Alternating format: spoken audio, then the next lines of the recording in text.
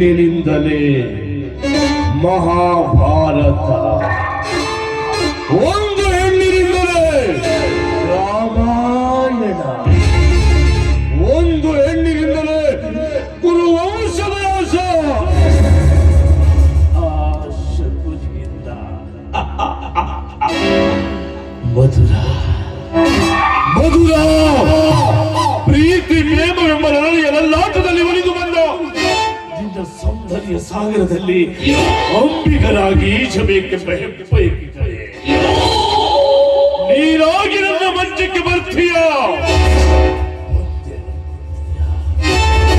ಹೌದು ಮಧುರ, ಹೌದು. ನಾನಾಗಿ ಕರೆದು ಬರೆಗೆ ಬಂದ ನೀರು ನನ್ನ ಅಂಗೆ ಅರಿಗಿಡಿಯಾಗಿ ಮಾಡಿಕೊಂಡು ನಿನ್ನಣ್ಣ ಹೆಚ್ಚಿಗೆ ಅಡ್ಡ ಬರ್ತಿರೋ ನನ್ನ ಸೂತ್ರದ ಗೊಂಬೆಯಾಗಿ ಕುಡಿಬೇಕು. ಮಾಡಿಲ್ಲ